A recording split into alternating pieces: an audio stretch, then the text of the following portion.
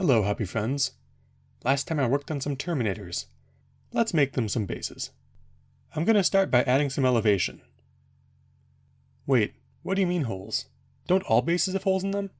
Wait, can I put this smaller base through this larger base? Yes, I can. First, I shape up by shaping some polymer clay. I'm going to trim it later, so it doesn't need to be precise, just as long as it hangs over the edge a little bit. While we're at it, let's make a few more bits out of clay so the clay crescents don't feel so alone during their time in the oven. Okay, the clay tray is done baking.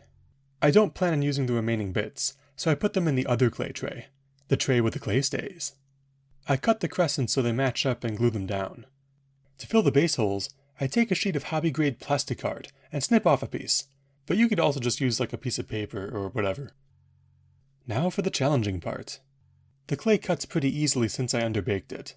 The challenge is in keeping the knife tilted just right on two different axes at once. Also, I don't recommend doing this unless you have a lot of experience with a hobby knife. As you can see here, I failed to keep the blade at the proper angle more than once, so I have to fill it with one of the offcuts and try again. Next is to cover the whole clay surface in a thin layer of superglue. I'm using an offcut for this because I'm spreading, well, superglue.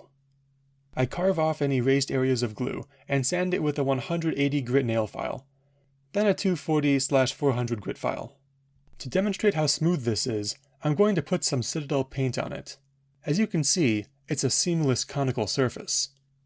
I fill the base cavity with Crayola Model Magic, because every model could use a little magic.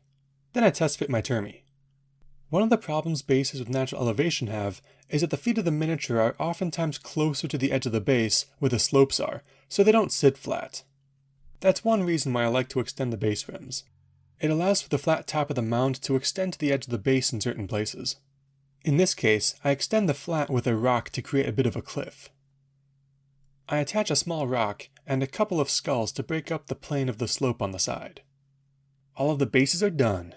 Now I just have to attach the Termies. I try out different bases with different orientations on different minis. It probably would have been smart to plan out the foot placement when I first made these, but it's too late, so whatever. I drill a 1.5mm hole in both footsies and install a length of armature wire. If I was gluing them onto something sturdier, I wouldn't bother, but foam clay tears easily, so a metal post should help anchor it in place. After some test fitting with wires, I put on the glue and put him in position. Because his feet are attached to inclines, I apply some glue and dump on baking soda to fill the gap. For this mini, I decide to use the peg that's already attached to the left foot. The hole I drilled looks a bit too far forward, so I push the drill backwards through the soft foam and try that. Any unused holes are covered up by the feet, and even if they weren't, it'd be pretty easy to fill them up. On this base, I want to attach what looks like a metal sheet that I molded from an HO scale train car. I outline the contour with a Sharpie, then outline the edge of the foam surface that makes contact with the sheet. The inner line shows me where to put the glue, and the outer one helps me position the piece in position, positionally. I outline the Marine's feet for the same reason, then glue them down.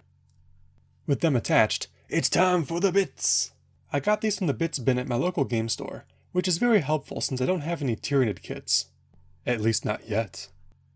This arm can be thrown onto a base willy-nilly, but it looks so cool grabbing onto this rock. Like it's trying to hold on to life itself before it dies. What I like about this approach is that it implies the presence of a whole Tyranid body with only the arm. Not only is this a great way to spice up your bases with bits that would otherwise go unused, but it's also a good way to show defeated foes without dedicating the whole base to it. This arm strikes me as the perfect thing for this Marine to be grabbing onto. I drill a pair of holes and carve them into a single cavity. To make some innards, I gently press grooves into a length of armature wire using a worn-out pair of nippers. Then I drill a hole in the end to imply something inside. I think I want the arm to be suspended about halfway down, as if the Terminator just released its grip. The first step to suspending it is to install a magnet in the Terminator's power fist. While the steel wire I'm using is magnetic, I think the usage of a second magnet would work a bit better. Then I cut the wires to length, and then cut them again. I bend the ends over and scuff them up for better adhesion. Once glued, I apply hot glue like the Uhu glue wannabe it is to make some blood strands. The magnet is resting at a bit of an angle, so I snip the unwanted glue off the back so it sits flat. I adjust the angle of the strands at the top of the arm. then finish it off with more glue gore at the elbow. I think a severed Tyranid head sounds cool, so I prepare one by cutting off the tongue and carving the remnants off the lower jaw. Then I decide to forget to film the rest of it. Before flocking, I add small rocks. I'm a bit particular with the placement of these, which is why I do it beforehand. With all the preparations done, I mix in some intercessors so I can flock them all at once. Since sand tends to get everywhere, I put down the first issue of the Final Faction comic as a precaution, but you could just use like a piece of paper or something. To flock, I'm using Mod Podge, sand, some larger sand I got from Dollar Tree, and some small rocks. Oh wait, I already used those. To apply the podge, I like using mop brushes. Their bristles are way bendier than other brushes, though I don't know if there's any real advantage in that. I mix some craft paint into my podge, so I can more easily see where I've put it on the base. Next, I carefully sprinkle on coarse sand sparingly, followed by haphazard spoonfuls of finer sand. When all the Mod Podge is dried, I prepare a binder by mixing more podge with water and craft paint of a different color, only using enough paint to tint it. This mixture is slopped not only onto the sand, but also onto all the clay parts, including the details of the mini and the sides of the base. This layer will help the primer to not rub off of the polymer clay. Look at that! These battle-hardened walking relics are based and ready to be painted. They looked sorta goofy with all those bright colors, but with some primer and a little dry brushing, they're straight out of the black and white art of the early codices. Join me next time where I'll slap some paint on them. Until then, have a good one.